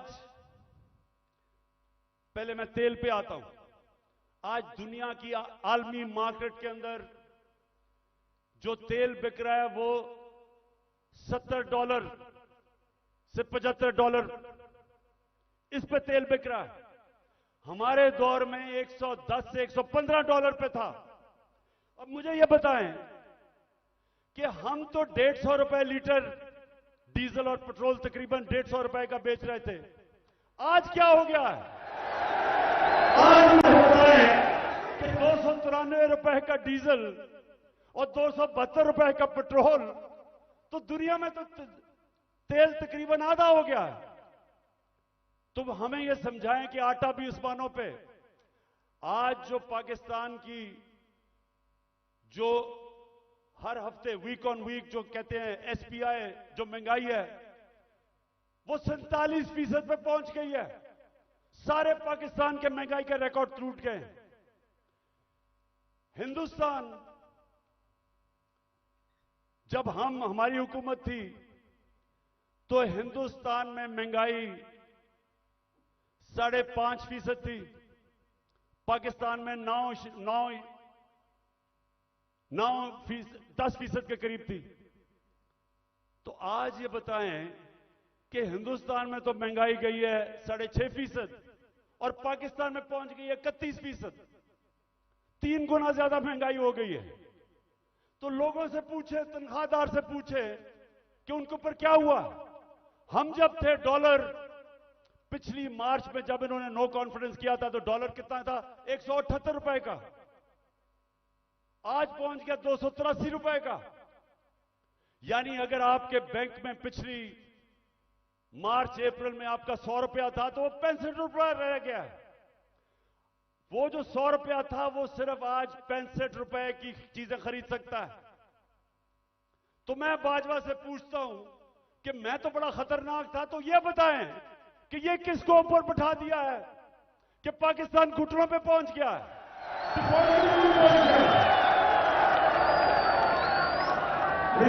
आपको आज से 10 महीने पहले मैंने एक स्टेटमेंट दी थी, समी इब्राहिम के साथ वो इंटरव्यू था।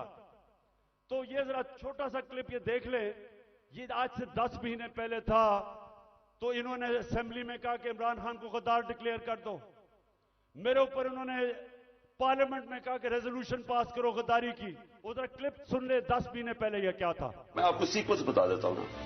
ये जब से आए हैं, रुपया गिर रहा है, स्टॉक मार्केट, चीजें महंगी, डिफॉल्ट की तरफ जा रहा है पाकिस्तान।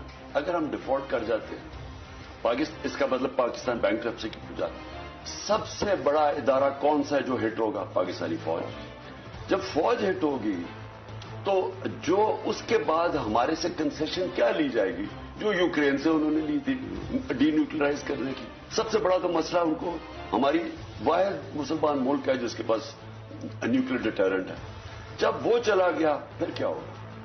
मैं आपको आज कहता हूं पाकिस्तान के 3 हिस्से होंगे, जो कि आप आम इनके थिंक टैंक्स, हिंदुस्तान के थिंक टैंक्स में देख लें, बाहर जो सारे बलूचिस्तान को अलहदा करने के प्लान हैं, इनके प्लान बने हुए हैं। तो इस वक्त अगर सही फैसले नहीं किए जाएंगे, मुल्क खुदकुशी करने पे जा रहा है। मैं इसलिए जोर लगा रहा हूं।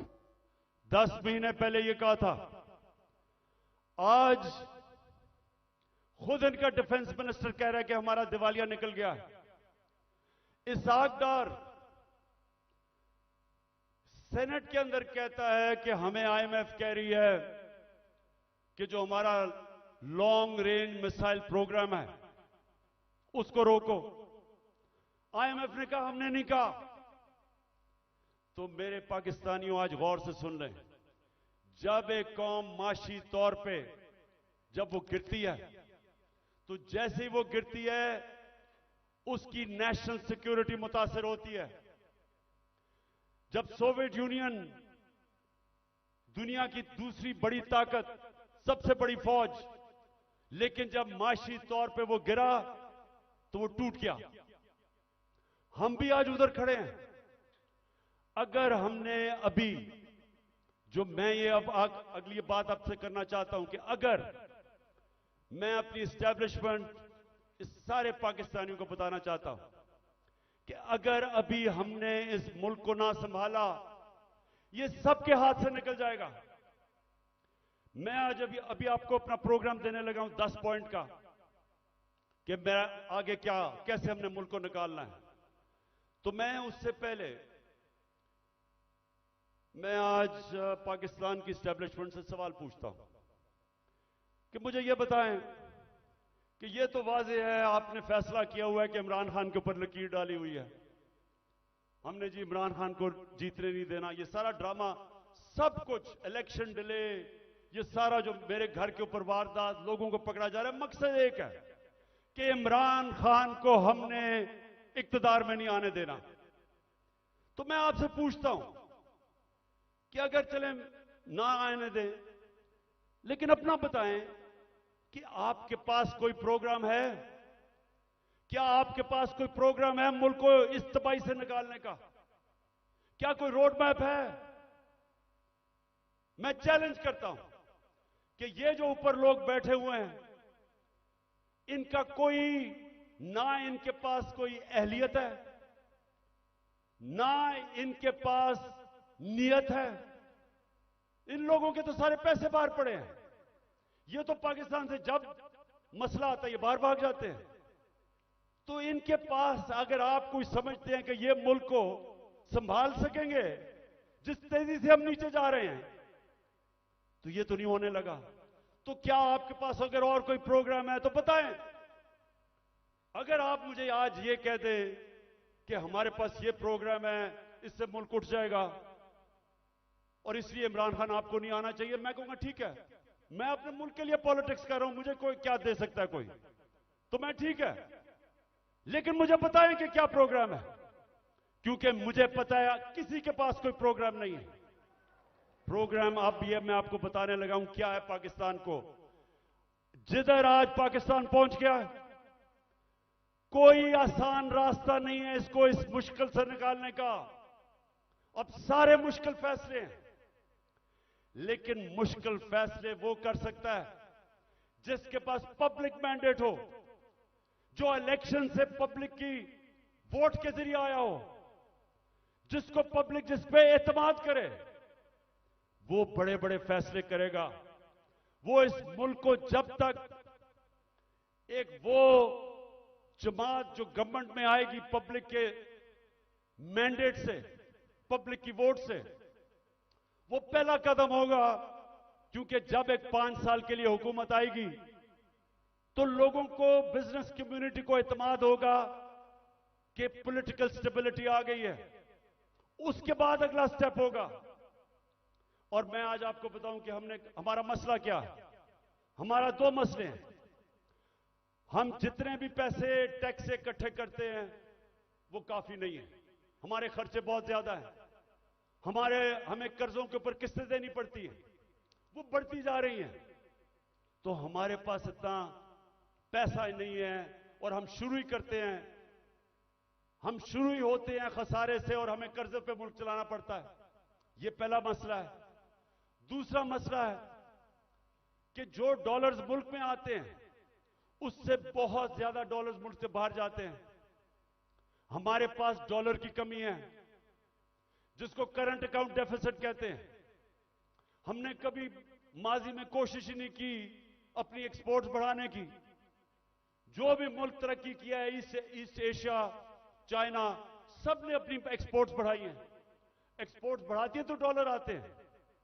हमने कभी कोशिश ही नहीं की। हमारी इंपोर्ट्स बहुत ज्यादा हैं। तो अब मैं आपको बताऊं कि ये दो हमारे खसारे हैं। एक की वजह से रुपए पे प्रेशर पड़ता है, रुपया गिर जाता है। रुपया गिरता है, महंगाई होती है, गुर्बत होती है। और दूसरी वजह से कि हम सारा वक्त, क्योंकि हम टैक्स ही कितना नहीं इकट्ठा करते, सारा वक्त हमें मसला पड़ा रहता है। हम बैंकों से और पैसे लेते हैं, उसके ऊपर सूद होता है, तो हम इधर फंसे हुए हैं। तो इसके लिए सबसे पहले पाकिस्तान के अंदर एक उस तरह की सर्जरी करनी पड़ेगी। मुल्क का गवर्नेंस सिस्टम ठीक करना पड़ेगा। उसके लिए रूल ऑफ लॉ लाना पड़ेगा। मुल्क की एनवायरनमेंट चेंज करनी पड़ेगी।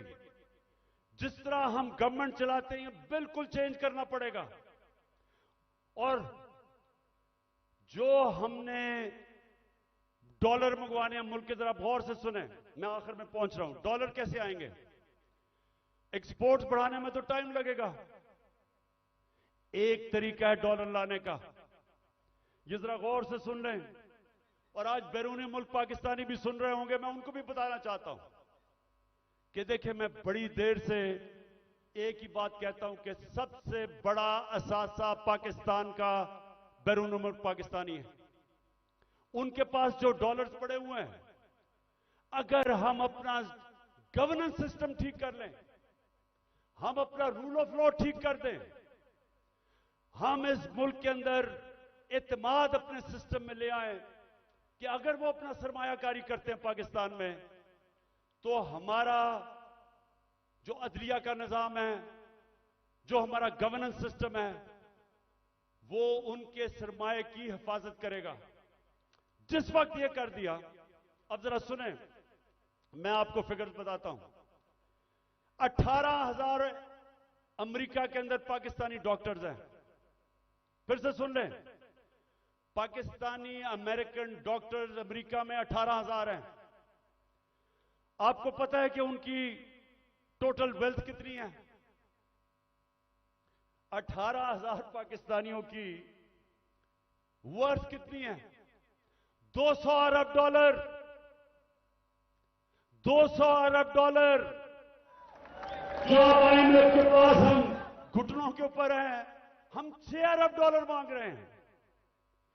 200 अरब डॉलर 18,000 पाकिस्तानी अमेरिकन के हैं।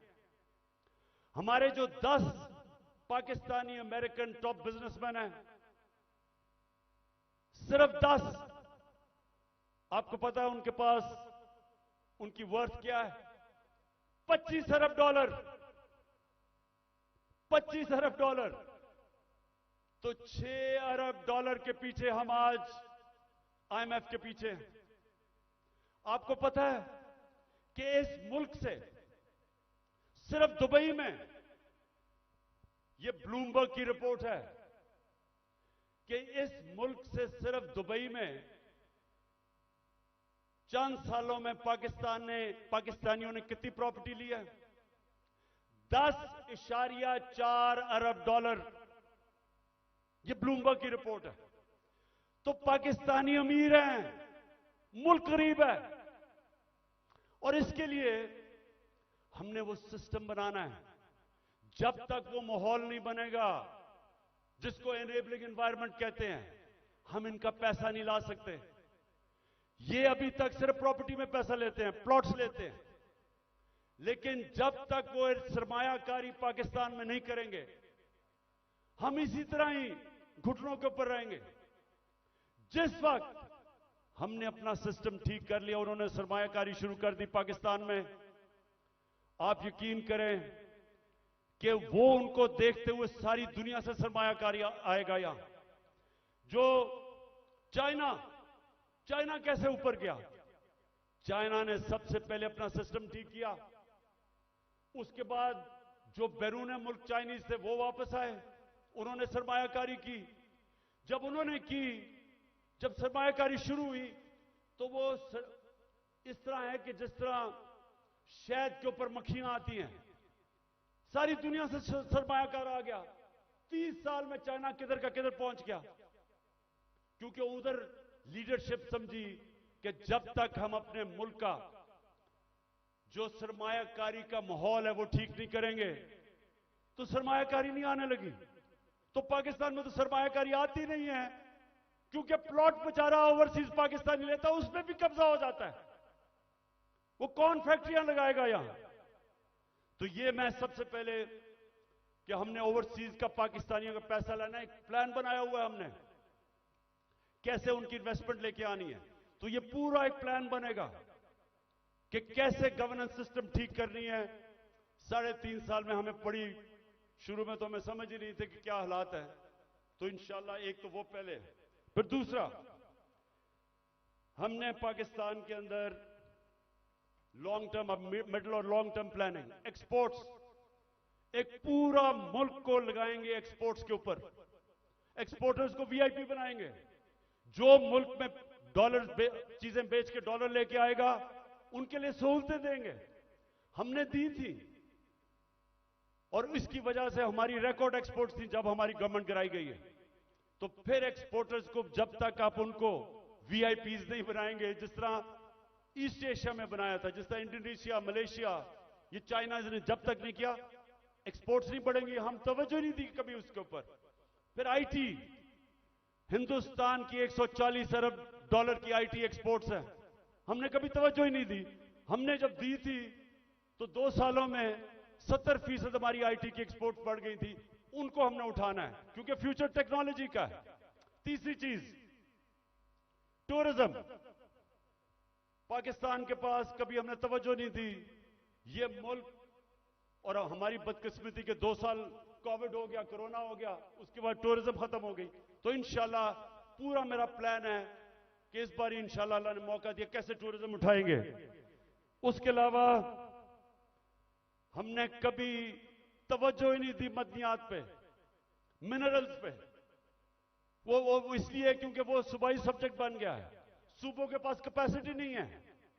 तो इस वक्त पूरा जोर लगाएंगे कि कैसे हमने पाकिस्तान के, और यहां बहुत अल्लाह ने नेमतें बख्शी हैं मदनियात में, लेकिन हमने तवज्जो नहीं दी, उससे भी हम डॉलर पाकिस्तान में आ सकते हैं। फिर इंडस्ट्री को, और खास तौर पे स्मॉल मीडियम इंडस्ट्री, ये हमने शुरू की थी और मुझे फख्र है कि हमारी 17 साल के बाद सबसे ज्यादा इंडस्ट्री बढ़ रही थी, जो आज फिर बंद हो गई है। तो वो उसके ऊपर, और स्मॉल और मीडियम जो छोटा इंडस्ट्री है उसके ऊपर हमने पूरा प्लान बनाया हुआ है। फिर अपनी ज़राअत की हमने सिर्फ प्रोडक्टिविटी बढ़ानी है। चाइना के साथ हमने बात कर ली थी कि कैसे हम पैदावार बढ़ा सकते हैं, और उन्होंने आना था, और बदकिस्मती फिर कोरोना की वजह से 2 साल चाइना बंद हो गया। तो उसका पूरा प्लान बना हुआ है। फिर जो बड़े बड़े पीआईए, रेलवे, गवर्नमेंट कॉरपोरेशन, ये सबसे ज्यादा नुकसान करती हैं पाकिस्तान में। जो हमारा जो पैसा आवाम पे खर्च होना चाहिए वो नुकसान पे चला जाता है। इनको रिस्ट्रक्चर करना है। ये भी हम आखिर में बना था, लेकिन हमारी गवर्नमेंट चली गई। इसका पूरा प्लान है।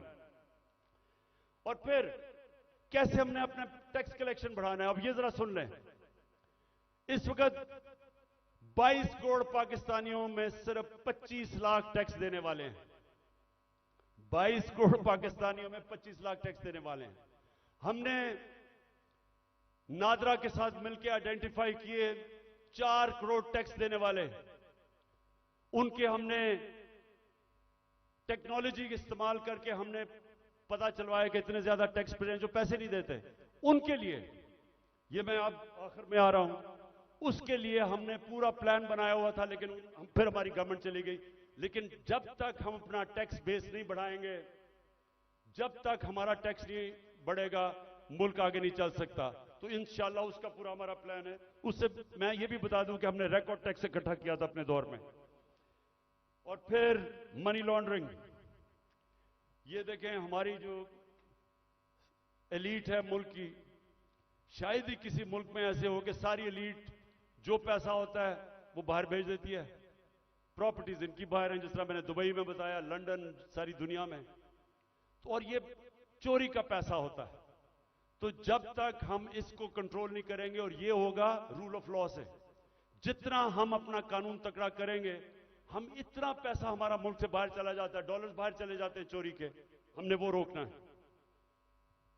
आखिर में इस दौरान जो मुश्किल वक्त है, आज कमजोर तबका हमारा पिस गया है, तनख्वाहदार हमारा पिस गया महंगाई की वजह से। तो हमने जो चीजें शुरू की थी उसका मैं आपको बता दूं कि सबसे पहले हमने हेल्थ कार्ड, जो हेल्थ इंश्योरेंस थी, कि हर लोगों के लिए 10 लाख रुपए के लिए हेल्थ इंश्योरेंस हर खानदान के लिए किसी भी अस्पताल में अपना इलाज करवा सके, वो सबसे ज्यादा जो बंद किया गया कई जगहों के ऊपर, वो फिर से हम शुरू करेंगे। क्योंकि ये आजकल के दिनों में, महंगाई के दिनों में, एक बीमारी हो जाती है घर में, सारा घर मकरूज हो जाता है। तो जो हेल्थ कार्ड है वो हमारा पूरा इनिशिएटिव है, और इंशाल्लाह वो नंबर 1 होगा कि हमने अब लोगों को कैसे तहफ़्फ़ुज़ देना है, सोशल प्रोटेक्शन कैसे करनी है। दूसरा, हमने सानिया निश्चित ने एक जबरदस्त प्रोग्राम निकाला है, और वो है हमने अब राशन देना है लोगों को। वो कैसे करना है? हमने अब पूरा डेटाबेस बनाया है। हमने देखा कि कौन कौन से खानदान, उनकी इनकम कितनी है जो मुश्किल में है। तो इसको कहते हैं टारगेटेड सब्सिडी। पूरा प्लान ये है कि उनको डायरेक्ट हम पैसा देंगे, ताकि जो गरीब लोग हैं उनको, जो कमजोर हैं, जो मुस्तक हैं, उनको डायरेक्ट पैसा मिले। आजकल के मुश्किल दिनों में उनको खाने पीने की इतनी चीजें महंगी हैं। तो एक ये पूरा प्रोग्राम हमारा बना हुआ है। फिर हमने नौजवानों को लोन्स देने हैं, सूद के बगैर कर्जे, ताकि वो अपनी बिजनेस शुरू कर दे। हमने कामयाब जवान में काफी किया था, लेकिन इंशाल्लाह उसको अब और आगे लेके जाएंगे।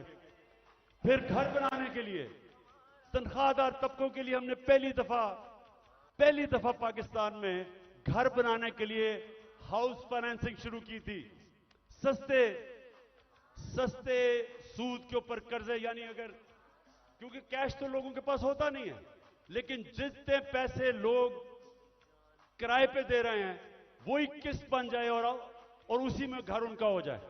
तो ये हमने पूरा स्कीम शुरू की थी, फिर से करेंगे, क्योंकि तनख्वाहदार लोगों के लिए अपना घर बनाना नामुमकिन है, वो फिर से शुरू करेंगे। फिर कच्ची आबादी, इतनी ज्यादा कच्ची आबादियां हो गई हैं। हमने आखिर में ये प्रोग्राम बनाया था, क्योंकि टाइम लगा डेवलप करने में। अब सारी कच्ची आबादियों के अंदर, ये मलेशिया में भी हुआ है, ये तुर्की में भी हुआ है, हम क्या करेंगे कि उनके लिए मॉडर्न फैसिलिटीज उधर ही खड़ी करेंगे, और डेवलपर को कहेंगे कि वहां एक बिल्डिंग बना ले, और वो ही उनके लिए बिल्डिंग बनाए जिधर उनको फैसिलिटीज मिल जाए, पानी मिले, सही माने में वो रह सके, बजाय गंद के अंदर कच्ची आबादी में लोग रहते हैं, और घर भी अपना हो जाए।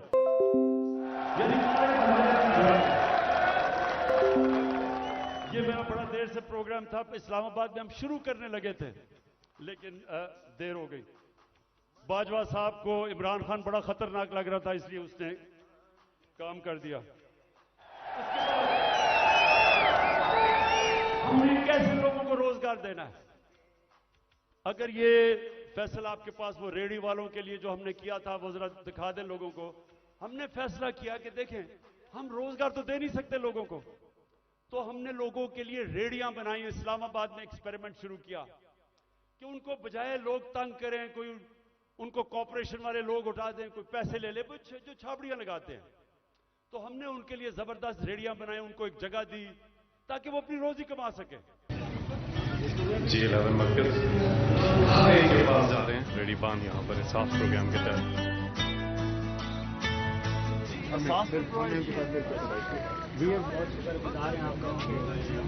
हमारे बारे में इतना कुछ सोचा सर भी आप लोग?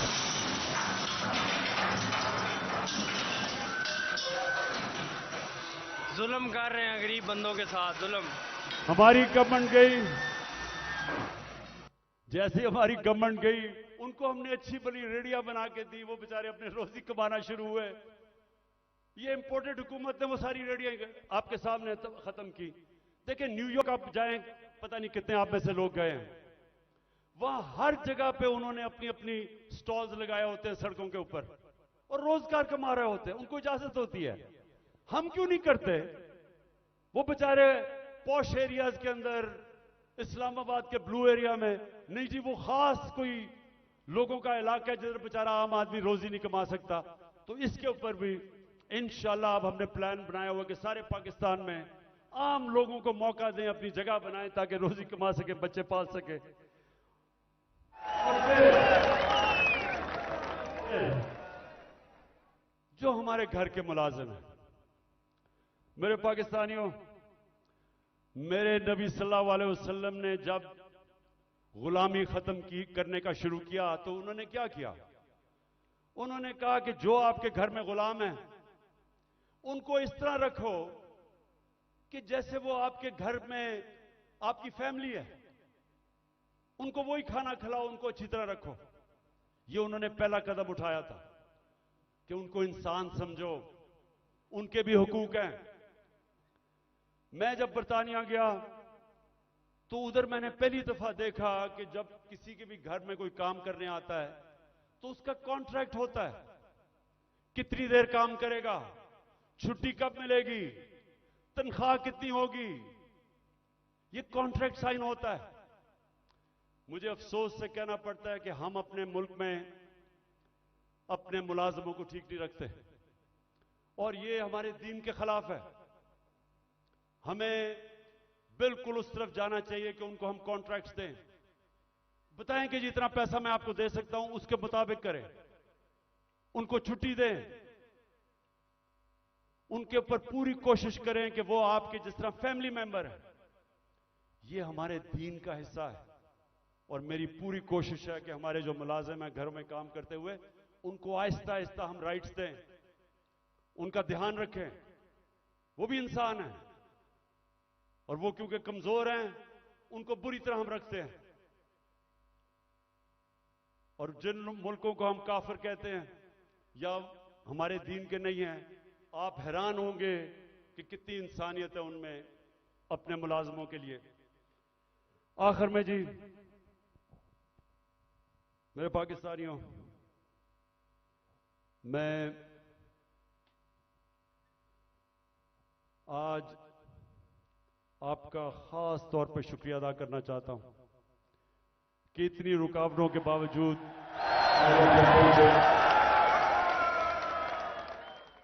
मैं आज फिर से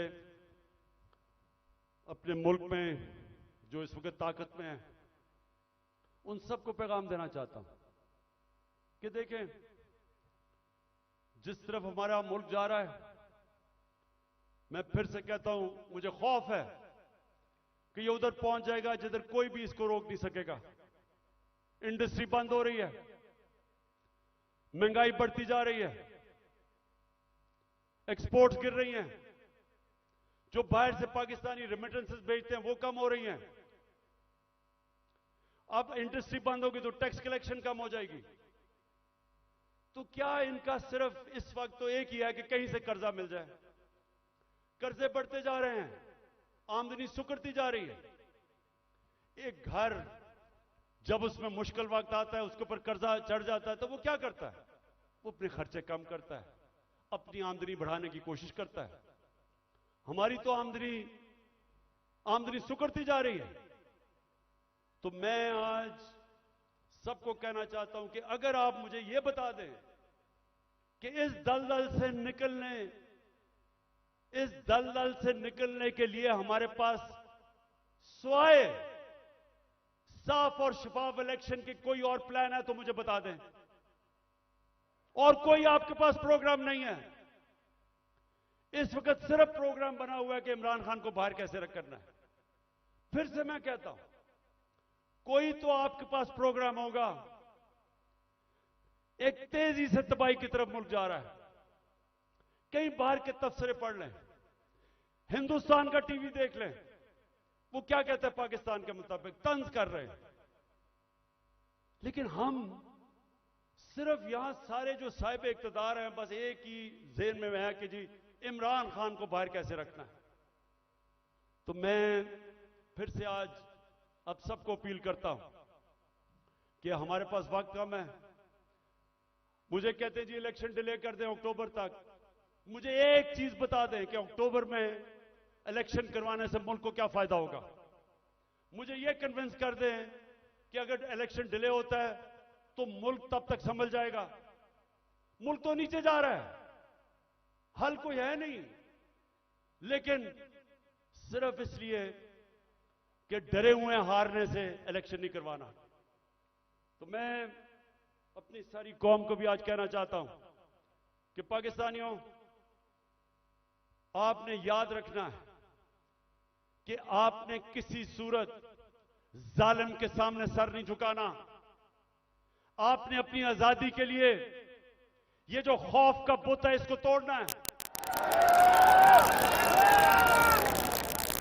ये जो पकड़ धकड़ तशद्दुद करना, रेंजर्स ले आए कि जी पुलिस नहीं तो रेंजर्स आ जाए, क्या इससे मुल्क ठीक हो जाएगा? क्या इससे लोग डर जाएंगे? लोगों ने नहीं अब डरना। ये जितना आप ये जुल्म करेंगे लोगों की नफरतें बढ़ेंगी। जो निकलता है, जो जिसको आप तशद्दुद करके जब वो निकलता है उसके अंदर नफरत भरी होती है। मुझे तो पहली दफा पता चला कि जब मुझे एक बलूचिस्तान में मिनिस्टर ने कहा, उसने कहा इमरान खान खुदा के वास्ते अपने लोगों को बताओ कि ये जो हमारे लोगों को पकड़ के तशद्दुद टॉर्चर करते हैं, वो जब वापस जाता है सारा का सारा गांव खिलाफ हो जाता है। वो कहता है जब उसकी जिस तरह उस बेचारे को जिले शाह को कत्ल किया, अगर कत्ल करते हैं जब उसकी जो डेड बॉडी मिलती है फिर सब के खिलाफ हो जाते हैं। ये तो कहता सारी कौम को खिलाफ कर रहे हो। कभी ये भी तरीका है कि इंसानों को भेड़ बकरियों की तरह डंडे मार के लाइन में करो? इंसान ऐसे नहीं होते। इंसान को समझाना पड़ता है। दिल और दिमाग की जंग होती है। ये डंडे से कोई आज तक नहीं ठीक हुआ। और ये जो खौफ फैलाया हुआ है कि जी हम ये कर देंगे, हम आपको ये मार देंगे, हमने ये कर दिया, हम फिर से हमला होने लगा है। देखें, आखिर में मैं आपको ये बात बता दूं, आज है 25 हो चुकी है। 25 मार्च को पाकिस्तान वर्ल्ड कप जीता था। मेरी जितनी सारी टीम थी, मेरी सारी टीम, और वो अभी सारे लोग क्रिकेट के ऊपर बातचीत करते हैं, कभी उनसे पूछें, सारी टीम दिल हार चुकी थी। सबका क्या था, हम इतना बुरा हमारा हालात थे, सबने कहा कि हम नहीं जीत सकते। अभी भी किसी टीम वालों से पूछ लें, एक आदमी था जो कहता था अभी हम जीतेंगे, और वो आपके सामने खड़ा है।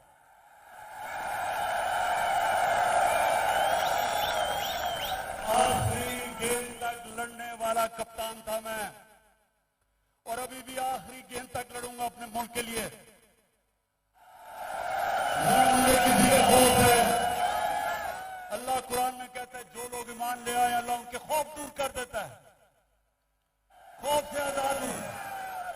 मैं सिर्फ अपनी कौम को तैयार कर रहा हूं कि जो अब आगे हमारे सामने चैलेंज है, वो जिस तरह अभी तक पाकिस्तान चल रहा था इस तरह हम चैलेंज नहीं जीत सकते। अब जो हम चैलेंज जीतेंगे जब पाकिस्तान एक कौम बन जाएगी, हम एक कौम बन के इस मुल्क को निकाल लेंगे इस दलदल से। जापान तबाह हो गए थे सेकेंड वर्ल्ड वॉर में, दूसरी जंग अजीम में तबाह थे दोनों मुल्क, क्योंकि वो कौम थी। दोनों 10-10 साल में खड़े होकर अजीम पावर्स बन गए। ये जो चैलेंज है ये हम सिर्फ एक कौम बन के जीत सकते हैं, और कौम बनेगी जिसकी बुनियाद रखी जाएगी इंसाफ के ऊपर, कानून की हुक्मरानी के ऊपर। और इसलिए आखिर में हम अपनी अदलिया को आज पैगाम देना चाहते हैं कि कौम आपके साथ खड़ी है और आपने आइन की हिफाजत करनी है और इंशाअल्लाह हम इंशाअल्लाह इस मुल्क को एक अजीम कौम बनाएंगे। पाकिस्तान जिंदाबाद।